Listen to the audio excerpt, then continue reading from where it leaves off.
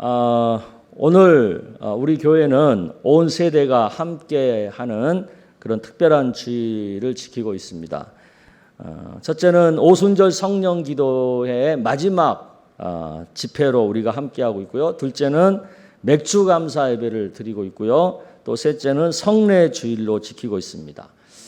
아마 우리 교회 역사상 이렇게 세 가지가 함께 지켜지는 주일은 제 기억에 처음인 것 같아요. 이런 세 가지의 특별한 은혜와 복이 동시에 임하는 그런 특별한 주일이 오늘이라는 것을 여러분 기억하시길 바랍니다. 그런 면에서 오늘은 코로나 재앙으로 고통당하고 있는 우리들에게 큰 위로를 주고 또 큰 힘을 주는 그런 특별한 복된 주일이라는 것을 여러분 믿으시기를 바랍니다. 여러분, 맥추절이 언제부터 시작되었죠? 가나안 땅에 이스라엘 백성들이 가나안 땅에 들어가 농사를 지어서 첫 수확을 거둔 후부터 시작이 되었죠. 그들이 애굽에서 종살이 할 때도 그들은 농사를 지었지만 그때 맥추절을 지키지 않았어요. 왜냐하면 그들이 소유한 땅에서 수확한 것이 아니니까 그냥 종으로 노예로 일하면서 얻은 것이기 때문에 맥추절을 지키지 않았죠. 또 이스라엘 백성들이 출애굽하여서 광야 생활을 하는 동안에도 그들은 맥추절을 지키지 않았죠. 광야 생활 중에 그들은 하나님께서 직접 내려주시는 메추라기와 만나와 또 반석에서 터뜨려 주시는 그 생수로 먹고 살았잖아요. 그들은 40년 동안 뭐 어떤 농사나 어떤 목축, 어떤 길쌈도 하지 않고 그냥 하나님이 공급해 주시는 것을 먹고 살았거든요. 그들이 땀 흘려 수고하여서 수확한 것이 없었거든요. 그러니까 하나님께 드릴 게 없는 거죠. 그래서 맥추절을 안 지켰어요. 그러나 그들이 가나안 땅에 들어가서 각 지파들이 살 수 있는 땅을 분배받고 그리고 그 땅에 정착하고 난 다음에 자신들의 손으로 직접 농사하여서 첫 수확을 거두게 되죠. 그 첫 수확한 첫 열매, 그 첫 열매를 어떻게 해야 되죠? 여러분들 생애에 직장에 들어가거나 사업을 하거나 그래가지고 처음으로 얻은 그 소득한 소유한 그것 어떻게 해야 되죠? 첫 월급 받으면 어떻게 해요? 우리 옛날에 부모님 내복 사드리고 막 이런 거 했잖아요. 그거 어떻게 해야 돼요? 성경은 뭐라고 말합니까? 잠언 3장 9절에서 10절 이렇게 얘기하죠. 읽어보겠습니다. 시작. 내 재물과 내 소산물의 처음 익은 열매로 여호와를 공경하라. 그리하면 내 창고가 가득히 차고 내 포도주 틀에 새 포도즙이 넘치리라. 아멘. 처음 익은 열매, 첫 소득, 첫 소산물을 하나님께 드리면 하나님이 뭐라는 거예요? 복을 주시겠다는 거예요. 이것이 하나님의 마음이거든요. 그런데 사람들이 하나님의 이런 마음을 모르고 첫 열매를 수확해도 첫 소득을 얻었음에도 하나님께 드리지 않게 되면 어떻게 되겠어요? 그들은 점점점 가난해지게 되는 거거든요. 그렇게 가난해지게 되면 돼요, 안 돼요? 안 되잖아요. 그래서 하나님께서는 잊지 않고 첫 열매를 드려서 복을 계속 받으면서 살게 하도록 하시기 위해서 이 맥추절을 제정해 주신 거예요. 아멘. 그래서 출애굽기 23장 16절에 이렇게 얘기하잖아요. 읽어보겠습니다. 시작. 맥추절을 지키라. 이는 내가 수고하여 밭에 뿌린 것의 첫 열매를 거둠이니라. 아멘. 그렇기 때문에 맥추절은요, 첫 열매를 하나님께 드림으로 계속 복을 받으며 살 수 있도록 하기 위한 하나님의 배려라는 것을 여러분 믿으시기를 바랍니다. 아멘. 그러니까 여러분들 그 경제 활동을 하시면서 첫 소득을 얻고 또 농사를 짓고 뭐 하면서 첫 열매를 거두면 그것을 하나님께 드릴 줄 알아야 되는 거예요. 아멘. 저도 우리 자녀들 그 대학교 졸업하고 첫 직장에 들어가서 첫 월급을 받아왔는데 그거 전부 하나님께 드리라고 했더니 처음에 벌쩍 뛰더라고요. 이걸 어떻게 전부 다 헌금을 할 수 있냐고. 근데 아니에요. 그래서 얘기했더니 다 첫 월급을 하나님께 다 드렸거든요. 그랬더니 지금까지 그래도 안 잘리고 직장 잘 다니고 있잖아요. 할렐루야. 여러분, 맥추절 기간이 얼마나 긴 줄 아세요? 이스라엘 백성들이 지키는 절기 중에서 제일 그 기간이 길어요. 맥추절의 이름들이 여러 가지가 나오는데 그 이름들을 보면 그 기간이 얼마나 되는지를 알 수 있습니다. 먼저 이스라엘 백성들이 애굽으로부터 해방받은 날을 기념하는 그 6월절부터 시작을 해서 7주간이 지난 다음에 지킨다고 해서 칠칠절이라고 그래요. 그러니까 맥추절의 또 다른 말이 칠칠절이에요. 그리고 또 그 7주간이 지나고 난 다음 50일째 되는 날 지킨다고 해서 오순절이라고 그래요. 그리고 또 당년에 처음 거둔 곡식을 하나님께 드리는 절기라고 해서 초실절이라고 그래요. 그러니까 초실절, 오순절, 칠칠절 이런 것은 다 맥추절을 표현하는 또 다른 절기들이거든요. 그러니까 맥추절은 무려 그 기간이 50일이나 되는 거예요. 굉장히 길죠. 우리는 구정 3일 연휴만 줘도 너무 감사한데 여기는 절기가 50일이야. 50일. 하나님이 맥추절 기간을 왜 이렇게 길게 50일 동안 잡으셨을까요? 하나님의 특별한 의도가 있는 거예요. 맥추절로 정한 절기는 이스라엘의 곡물 농사와 과일 농사가 교차하는 중간 지점에 처한 기간이에요. 이 50일이. 그래서 이 맥추절 기간은 한 해 농사의 성패를 좌우하는 매우 중요한 시기예요. 그러니까 이때에 이 50일 정도 되는 이 기간 동안에 날씨가 적절해야 곡물 농사도 잘 되고 과일 농사도 잘 돼서 한 해가 풍년이 되는 거예요. 근데 이 기간에 날씨가 안 좋아져 버리잖아요. 그러면 곡물 농사도 과일 농사도 그야말로 망하는 거예요. 한 해 모든 농사가 다 그냥 끝나는 거예요. 그만큼 중요한 이 시기라고요. 그래서 이 시기에 가장 좋은 날씨는 뭐냐? 초반에는 50일 기간 중에서 초반에는 북서풍이 불어줘야 해요. 그래야 밀농사, 보리농사 이런 곡물 농사가 잘 되는 거예요. 후반에는 이제 그 바람 방향이 쫙 바뀌면서 남동풍이 불어야 돼. 그래야 과일 농사, 포도라든가 또 여러 가지 그 올리브라든가 이런 과일 농사들이 잘 되게 되어 있는 거예요. 그래서 이 맥추절 기간, 이 50일 기간은 이스라엘의 농부들한테는 굉장히 긴장이 되고 조마조마하고 정말 하늘만 바라보고 살아야 되는 그런 어려운 힘든 기간이죠.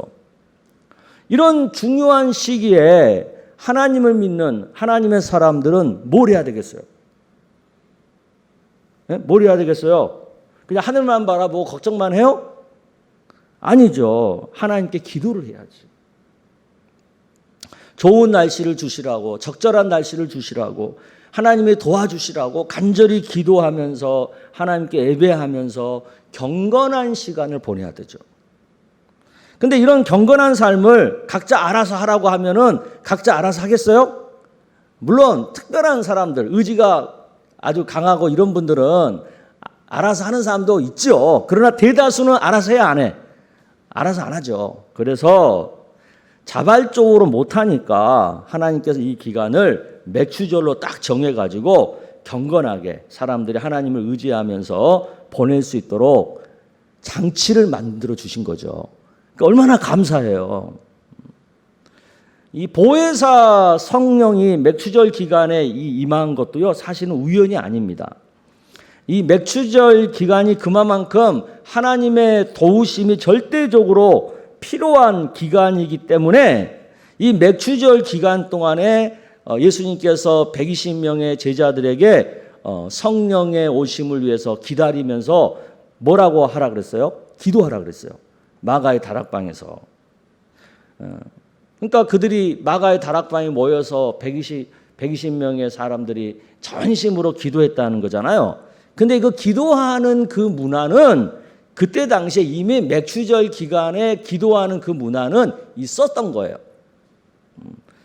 전혀 그런 문화가 없었는데 특별히 기도하라는 게 아니라 맥추절 기간에 늘 하는 그런 경건의 시간들을 너희들도 가지라는 거지.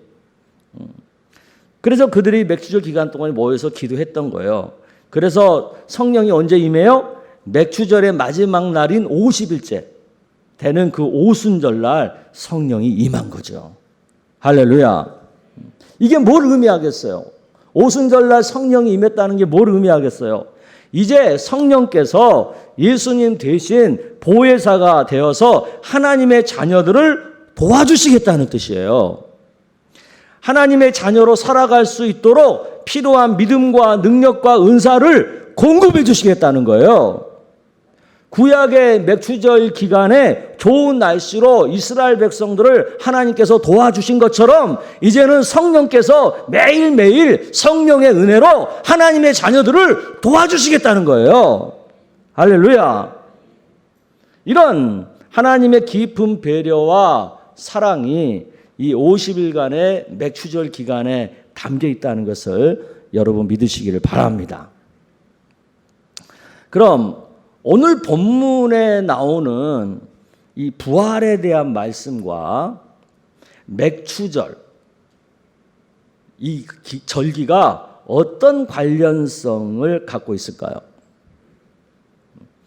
여러분 그럴 거예요. 오늘 맥주감사절인데 왜 목사님은 맥추절에 합당한 본문을 갖고 설교 안 하고 아무리 우리가 주일 예선 주일 본문 갖고 설교한다고 하지만 이 설교를 하실까 궁금하잖아요. 근데 사실 오늘 본문도 맥추절과 관련이 있어요.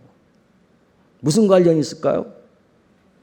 고린도전서 15장 20절에서 22절 말씀을 여러분 한번 읽어봤으면 좋겠어요. 시작. 그러나 이제 그리스도께서 죽은 자 가운데서 다시 살아나사 잠자는 자들의 첫 열매가 되셨도다.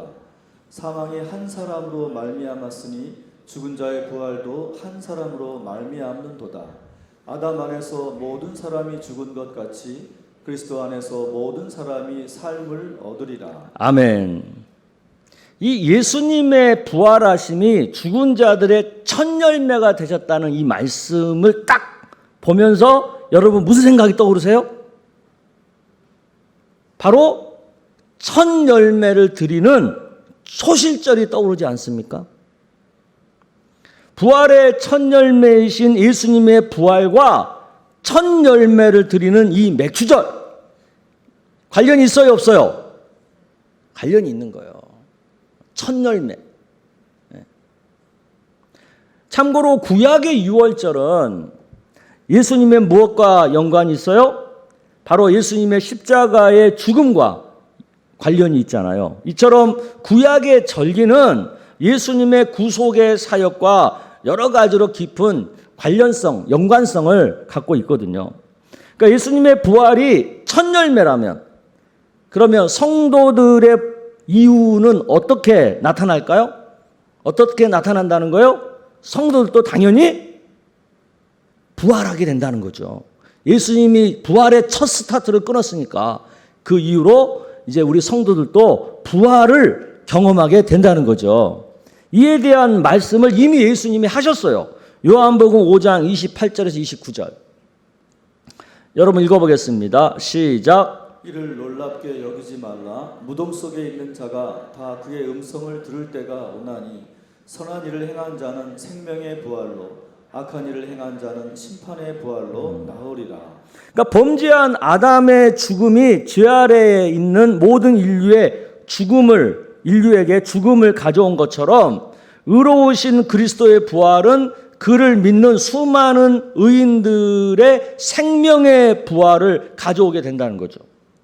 뿐만 아니라 악인들, 하나님을 안 믿고 예수님을 안 믿는 그 악인들도 심판의 부활을 가져오게 한다는 거죠. 그러니까 우리가 의인으로서 생명의 부활을 하느냐, 악인으로서 심판의 부활을 하느냐의 차이지, 부활은 다 하게 돼 있어요. 아멘? 우리 옆에 분들에게 얘기합시다. 우리는 앞으로 부활합니다. 이걸 믿으시길 바랍니다. 그러니까 죽음으로 끝나는 게 아니란 말이에요. 오늘 본문에서 바울은 예수님이 이미 언급하신 이 부활과 이 생명에 대해서 좀 더 구체적으로 말씀해 주고 있죠. 첫째 뭐예요? 현재 우리 몸으로는 하나님 나라에 들어갈 수 없다는 거예요.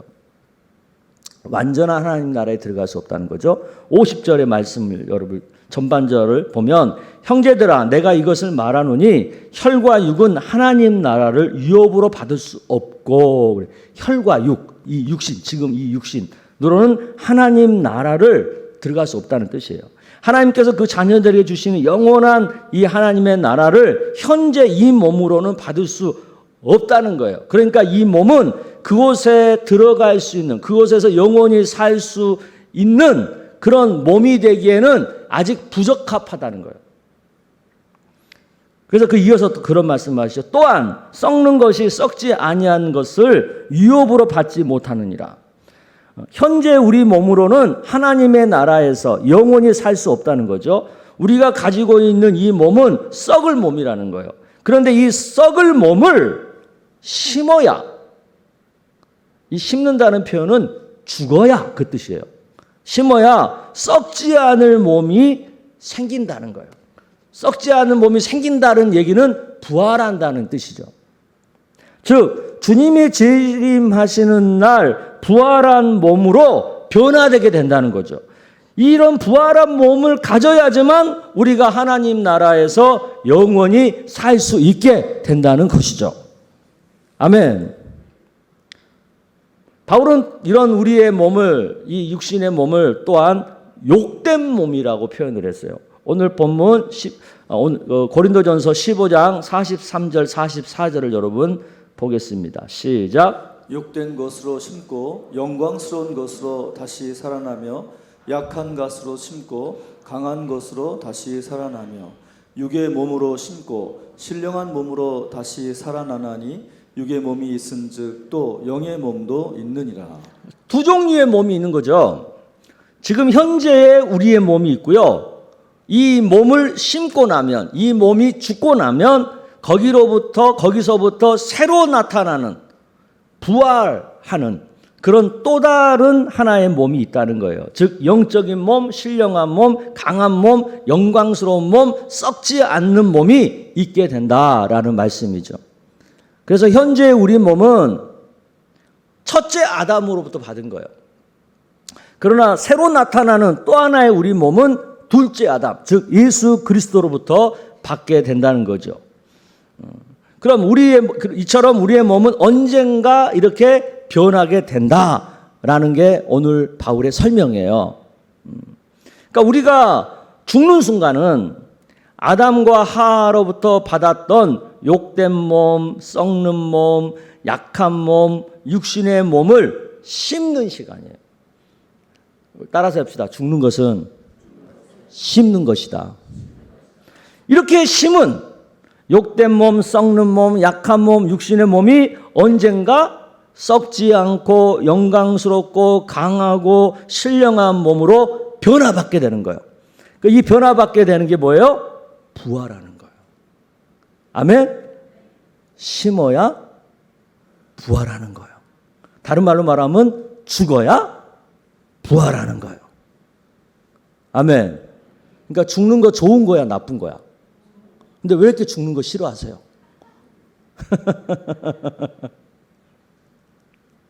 이런 변화가 언제 나타난다는 거예요?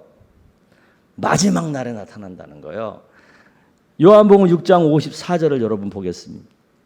시작. 내 살을 먹고 내 피를 마시는 자는 영생을 가졌고 마지막 날에 내가 그를 다시 살리리니. 아멘. 예수님께서는 죽음을 경험하셨고 죽음에서 부활하심으로 부활의 첫 열매가 되셨어요. 그러므로 예수 그리스도를 믿고 부활과 생명을 믿는 자들은 마지막 날, 즉 예수 그리스도께서 재림하시는 그 날 우리는 예수님처럼 모두 부활하게 된다는 거죠. 인류 역사의 마지막 순간, 천사장의 마지막 나팔이 울려 퍼질 때 부활하신 예수님과 더불어 이미 앞서 죽은 모든 성도들이 부활을 하게 돼요. 그래서 함께 구름을 타고 이 땅에 예수님과 함께 오게 되는 거죠. 그리고 그 예수님의 재림하실 그 순간까지도 여전히 이 땅에 살아있는 사람들, 살아있는 성도들, 그들은 어떻게 되겠어요? 잠깐 사이에 지금의 몸이 영원히 사는 영적인 몸으로 바뀌게 된다는 거예요. 이걸 이제 다른 말로 휴가라고 표현해요. 휴가. 예. 이 얘기를 오늘 본문 51절에서 54절은 이렇게 설명을 하죠. 51절에서 54절 우리 한 절씩 보겠습니다. 보라, 내가 너에게 비밀을 말하노니, 비밀이라고 했어요. 우리가 다 잠잘 것이 아니요 마지막 나팔에 순식간에 홀연히 다 변화되리니. 나팔 소리가 나매 죽은 자들이 썩지 아니할 것으로 다시 살아나고 우리도 변화되리라. 이 썩을 것이 반드시 썩지 아니할 것을 입겠고 이 죽을 것이 죽지 아니함을 입으리로다. 이 썩을 것이 썩지 아니함을 입고 이 죽을 것이 죽지 아니함을 입을 때에는 사망을 삼키고 이기리라고 기록된 말씀이 이루어지리라. 아멘. 그러니까 마지막 날, 다가올 그 날은요, 죽음이라고 하는 그 독이 완전히 빠져나간 날이에요. 죽음의 이빨이 인간을 아무리 물어 뜯어도 그 독이 빠져버렸기 때문에 더 이상 죽음이 우리를 어떻게 하지 못해요. 죽음은 끝난 거예요. 죽음은 패배한 거예요. 예수님이 부활하신 바로 그날에 이미 죽음은 패배한 거예요. 사망은 진 거예요. 이제는 죽음이 우리를 결코 이길 수 있어요, 없어요? 이길 수 없어요. 그러므로 지금 인간의 육신이 죽는 거, 이게 무슨 의미겠어요? 생명이 죽음에게 져서 어쩔 수 없이 죽는 건가요? 그게 아니란 말이에요. 오히려 장차 부활을 위해, 부활을 바라보면서 부패할 육신, 약한 육신, 병든 육신, 노쇠한 육신을 심는 거예요. 현재의 죽음은 장차 부활을 위해서 우리의 이 썩어 없어질 육신을 부활을 위한 것을 위해서 심는 거예요. 마치 씨를 심듯이. 왜냐하면 이것을 심어야 장차 우리가 그로부터 부활의 생명으로 새롭게 살아나기 때문이죠. 아멘? 마치 작은 씨를 심어야 거기서 새로운 식물이 나온 것처럼 우리 육신, 이 썩어 없어질 육신을 심어야 우리는 영원한 새로운 몸으로 부활하게 되는 겁니다. 다시 한번 묻습니다. 그러니까 죽음이 좋은 거예요, 나쁜 거예요? 예? 근데 왜 이렇게 살라고 반발등 하세요? 물론 막 죽으려고 하셔도 안 되지만 그렇게 죽음을 무조건 이렇게 불행하고 나쁜 걸로만 볼 필요는 없는 거예요. 죽어야 부활할 수 있다니까. 이제 죽음은 끝이 났어요. 죽음은 패배했어요. 그 힘을 잃어버렸어요. 왜? 예수님의 예수님의 부활이 죽음을 이겼기 때문이죠. 55절 말씀을 여러분 읽어보겠습니다. 너무 멋진 말씀이죠. 시작. 사망아, 너의 승리가 어디 있느냐? 사망아, 내가 쏘는 것이 어디 있느냐? 예수님의 부활은 이 사망의 이빨을 빼버렸다는 거예요. 사망의 승리는 이제 끝이 났다는 거예요. 그동안 인간을 위협하고 불안하게 만든 그 죽음은 부활하신 예수님을 믿는 우리들에게는 더 이상 두렵지 않게 되었다는 거예요. 죽음은 이제 독침이 못 돼요. 이제 그 세력을 상실했어요. 그러므로 우리는 죽음이 우리를 해할 수 없다는 확신을 갖고 살아야 하는 것입니다. 더 이상 죽음이 나를 해칠 수 없다. 이 믿음을 갖고 사시기를 주의 이름으로 축복합니다. 죽음을 무서워한다는 얘기는 뭐냐면 아직 부활을 못 믿는다는 거예요. 우리가 부활을 믿는다면 이 땅에서 생명을 다하고 우리가 맞이해야 되는 이 죽음은 결코 두려움이 아닌 거예요. 부활을 위해서 심는 너무나도 의미 있고 너무나도 당연한 그 순간인 거예요. 이것을 믿으시길 바랍니다. 이런 확신의 근거가 뭐예요? 56절을 보세요. 시작. 사망이 쏘는 것은 죄요 죄의 권능은 율법이라. 죄는 십자가로 인해서 그 힘을 잃어버렸잖아요. 율법은 율법을 완성하신 예수님에 의해서 그 힘을 상실해 버렸잖아요. 그러므로 이제는요, 율법도 사망도 더 이상 우리를 괴롭힐 수 없어요. 더 이상 우리를 어떻게 할 수 없어요. 그러니까 이제 우리가 할 수 있는 것, 우리에게 남아있는 것이 뭐겠습니까? 57절을 여러분 보십시오. 57절. 시작. 우리 주 예수 그리스도로 말미암아 우리에게 승리를 주시는 하나님께 감사하노니. 아멘. 이제 우리에게 남아있는 건 다른 거 없어요. 죽음에 대한 승리예요. 우리는 죽음을 이겼어요. 또 장차 입게 될 부활의 변화된 새로운 몸에 대한 소망이 있어요, 우리에게. 그리고 이런 승리와 소망을 주신 하나님께 드릴 감사만 있을 뿐이에요. 아멘. 그러니까 승리와 소망과 감사할 것만 우리에게 있는 거예요. 더 이상 죽음을 막 두려워하고 막 이 썩어 없어질 이 몸을 어떻게 해보려고 막 몸부림치는 그런 거 우리에게 필요 없어요. 몸 아프다고 막 걱정하고 염려하고 이런 거 필요 없어요. 우리는 그저 승리와 소망과 감사만 있을 뿐이죠. 맥추절 이 감사주일에 드릴 우리의 감사는 바로 이런 감사여야 하는 거예요. 그리스도의 부활로 우리에게 죽음의 승리와 부활의 소망을 주신 하나님께 우리는 감사를 드리면서 이 맥추절을 지켜야 될 줄로 믿습니다. 근데 우리는 맥추절을 꼭 무슨 올 한 해 전반기 동안에 하나님이 돈을 주시고 사업을 잘 되게 해주시고 뭘 주시고 자꾸 어떤 물질적인 것만 우리가 생각하는 경향이 있는데 그것도 물론 있지만 더 근원적이고 본질적인 것은 바로 이것. 죽음으로부터 승리, 부활의 소망. 이것을 가지고 우리가 감사해야 될 줄로 믿습니다. 아멘. 이런 감사를 드리는 우리는 이제 미래를 어떻게 살아야 되겠어요? 이런 감사가 우리에게 있다면 앞으로 장차 우리의 삶을 어떻게 살아야 되겠냐고요. 58절 말씀을 여러분 보시기 바랍니다. 58절 시작. 그러므로 내 사랑하는 형제들아 견실하며 흔들리지 말고 항상 주의 일에 더욱 힘쓰는 자들이 되라. 이는 너희 수고가 주 안에서 헛되지 않은 줄 알미라. 아멘. 이 말씀에 의하면 앞으로 우리가 어떻게 살아야 돼요? 첫째, 어떤 환난과 유혹에도 믿음이 흔들리지 않는 삶을 살아야 되는 거예요.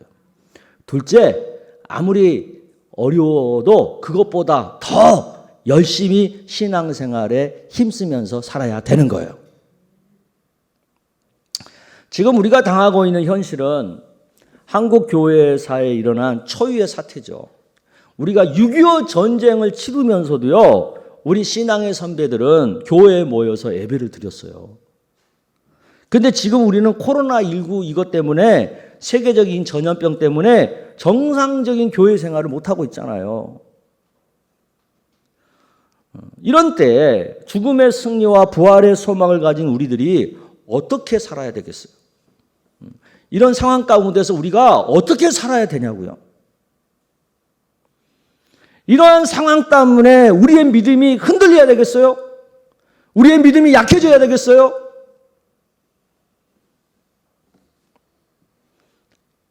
하지만 현실은 어떻습니까?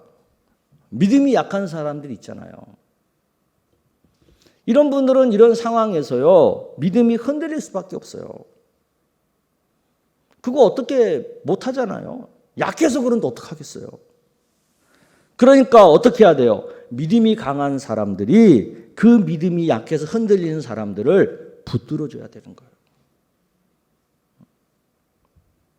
가정교회 안에서는 서로 예배 생활을 잘 할 수 있도록 좀 더 믿음이 있는 사람이 믿음이 약한 사람들을 잘 챙겨주고 관심을 기울여주고 그래서 그들이 하나님에게서 멀어지지 않도록 이른 양의 자리로 떨어지지 않도록 그들을 붙들어줘야 되는 거예요.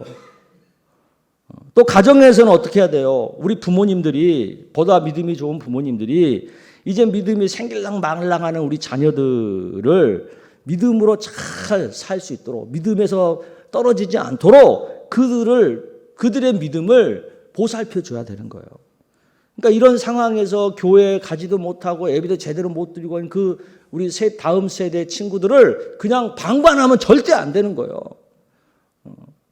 어떻게 해서라도 믿음을 가질 수 있도록 부모님들이 믿음의 양육을 더 철저히 해야 된다는 것이죠. 아멘. 무엇보다도 우리는 이런 어떤 어려운 상황을 통해서 우리의 믿음이 더욱 견고해지고 더 장성해지는 일에 더욱 힘써야 될 줄로 믿습니다. 우리가 무엇에 힘써야 되겠어요? 우리의 신앙생활을 힘쓴다 그러면 지금 이 상황에서 어떤 것에 힘써야 되겠어요? 제 생각에는 그 첫째는 개인의 예배 생활에 힘써야 돼요. 교회 공동체 예배가 지금 힘들어졌잖아요. 이런 상황에서 우리는 개인의 예배 생활을 강화시키는 기회로 삼아야 합니다. 개인적으로 하나님 말씀을 묵상하고 또 요즘 수요일 날 그 성경 전체를 개관하는 성경 공부를 하잖아요. 그걸 통해서 성경 공부를 하고 또 영상으로 예배의 모습이나 설교나 뭐 더 새김이나 여러 가지 말씀을 가까이 할 수 있는 영상물들이 만들어졌잖아요. 그걸 반복해서 보고 들으면서 말씀을 되새김질하고 그리고 교회에 나와서 기도 생활 못하니까 각자 가정에서 기도의 방을 만들어서 기도의 골방을 만들어서 거기에 들어가서 하나님 앞에 기도하고 이처럼 개인의 신앙생활을 강화하는 그런 기회로 삼아야 되는 거예요. 아멘. 오늘 집에 가시면 개인 그 골방 기도부터 기도 골방부터 만드세요. 그래서 거기 들어가서 기도도 하고 말씀도 묵상하고 설교도 듣고 이런 개인의 신앙생활을 강화하는 그런 기회로 삼으시기를 바랍니다. 두 번째는 뭐에 힘써야 되겠어요? 가정 예배에 힘써야 돼요. 가정 예배. 그동안 우리의 주된 예배의 자리는 교회였어요. 그러나 지금 우리의 현실은 교회에 오는 게 힘들어졌어요. 하지만 이런 어려운 상황을 통해서 우리는 새로운 기회를 잡아야 되는데 그것은 가정에서 하나님을 예배하는 기회를 잡는 거예요. 우리 가정이 예배 자리가 되면 우리 가정이 하나님이 임재하시고 통치하시는 하나님 나라가 된다는 것을 믿으시기를 바랍니다. 그리고 부모와 자녀가 가정에서 함께 예배 드리는 가운데 영적으로 친밀해지고 또 신앙이 자연스럽게 계승이 되는 신앙의 유업이 이어지는 그런 복을 또한 누리게 되는 것입니다. 그러니까 영상으로 예배드리고 그럴 때 각자 막 스마트폰 보고 이렇게 하지 말고 가정이 모여서 가족이 함께 예배드리는, 그래서 가정이 예배 자리가 되게 하는. 그리고 오늘 또 좀 이따가 시상하겠지만 우리 가족 기도 노트도 같이 가족이 같이 예배드리고 한 가족이 같이 기도할 수 있는 기도 제목을 정해서 또 가족이 함께 기도하는 그런 가정이 예배하는 새로운 복과 기회를 우리가 붙들어야 될 줄로 믿습니다. 아멘.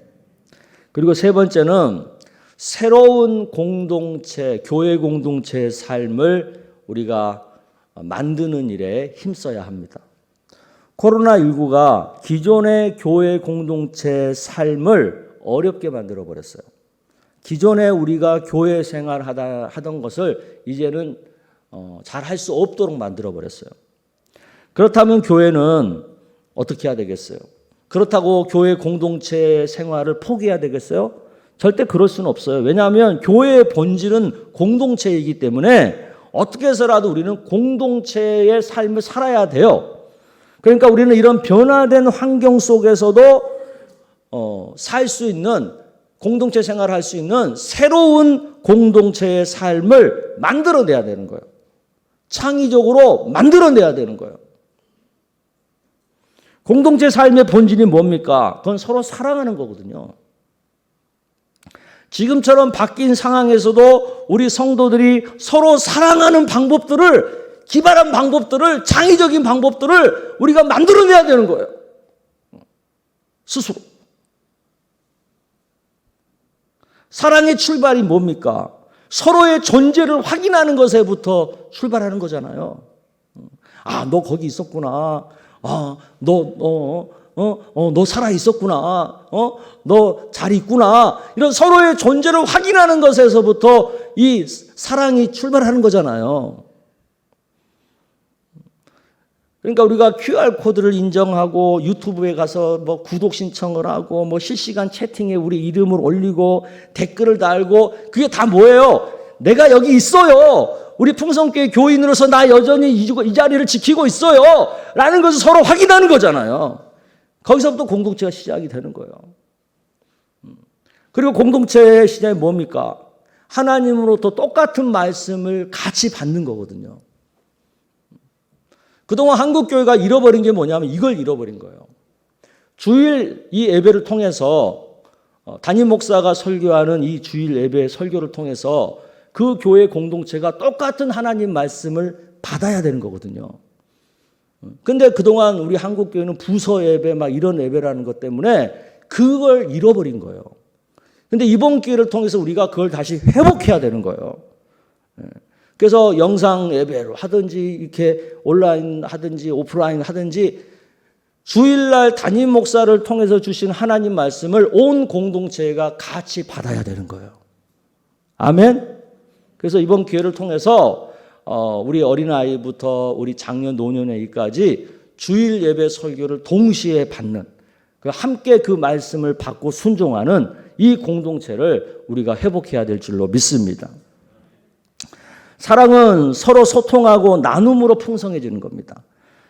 못 만나지만, 대면할 수 없지만 우리는 카톡이나 줌이나 그런 비대면의 방법을 통해서 서로 소통하고 은혜와 삶을 나누는 것을 우리는 만들어 가야 해요. 이것은 디지털 시대의 소통 방법이잖아요. 우리는 이것들을 자꾸 배우고 또 활용해서 서로 사랑하는 공동체의 삶을 만들어가는 도구로 사용해야 될 것 같습니다. 암만 그렇다고 해도 모임이 없는, 대면하지 않는 그런 사랑은 불가능한 겁니다. 따라서 우리는 형편이 되는 대로 수시로 얼굴을 보고 만나는 일을 해야 될 줄로 믿습니다. 세상은 디지털로만 돌아가지 않습니다. 여전히 아날로그 방식은 유효합니다. 그러므로 우리는 어느 한 방식만을 고집하면 안 돼. 나는 무조건 디지털이야. 나는 무조건 죽어도 아날로그야. 이게 아니고요. 이 두 가지 방식을 적절하게 활용할 줄 알아야 되는 거죠. 그래서 요즘 하는 말이 뭐예요? 두 방식을 다 잘 활용하는 삶을 가리켜서 스마로그한 삶이라고 그러잖아요. 스마트할 때는 스마트하게, 아날로그적일 때는 아날로그적이게 스마로그한 삶을 우리는 살아가야 되는 거예요. 이 새로운 삶의 방식을 잘 빨리 적응할 줄 알아야 되는 거예요. 교회 생활 속에서도 이 스마로그한 삶이 이제는 이루어져야 돼요. 이런 은혜가 있기를 축복합니다. 오늘은 또한 성례주일이에요. 성례식은 기독교 신앙의 세계로 들어오는 입문 과정이죠. 오늘 성례를 받는 분들은 예수님의 대속의 죽음과 또 장사 지냄 그리고 3일 만에 부활하심을 믿는 그 믿음을 교회 공동체 앞에 공개적으로 신앙 고백하는 자리입니다. 오늘 우리 2부 때 이제 성례식을 할 텐데 그런 믿음의 고백으로 그들이 구원받게 되고 마지막 날에 생명의 부활로 새로워지는 은혜를 누리게 되죠. 그리고 성령을 믿는 가운데 성령 세례를 받게 되고 또 성령 충만을 간구하면서 성령의 능력을 받아서 하나님 자녀답게 하나님 나라 백성답게 살아갈 수 있게 되는 것이죠. 오늘 성례를 받는 분들은 이것을 아시고 먼저 진실되게 예수님의 대속의 죽음과 장사 지냄과 3일 만에 부활하심을 믿어야 될 줄로 믿습니다. 그리고 성령을 믿고 물세례뿐만 아니라 성령 세례까지도 받아야 될 줄로 믿습니다. 그 날마다 성령 충만을 간구함으로 성령의 능력을 받아서 하나님의 자녀답게 살아가는 하나님 나라의 백성들이 되어야 될 줄로 믿습니다. 여러분, 성례주일, 오순절 성령 기도회 그리고 맥주감사 주일을 통해 우리가 받게 될 은혜가 뭐라고요? 성례를 통해서는 우리는 구원의 은혜를 받는 거죠. 그리고 오순절을 통해서는 성령의 은혜를 받는 거죠. 그러면 맥주절을 통해서 우리가 받는 은혜는 뭐예요? 죄와 죽음으로부터 승리를 주시는 하나님께 감사를 드리는 은혜이죠. 아멘. 코로나 상황 속에서도 이런 세 가지의 은혜의 강물이 우리 가운데 흘러 넘치고 있으니까 얼마나 감사한 일입니까? 이런 은혜가 또 어디 있겠어요? 부활의 첫 열매이신 예수님의 부활로 우리가 지금 누리게 되는 이 은혜들을 여러분 꼭 기억하시고 더욱 감사하는 우리 모두가 되기를 주의 이름으로 축복합니다. 우리를 위해 죽으시고 다시 사신 생명의 주이신 예수님, 그분만을 우리가 소망하면서 지금의 코로나의 어려움과 현실을 잘 이겨내는 우리 모두가 되기를 주의 이름으로 축원합니다.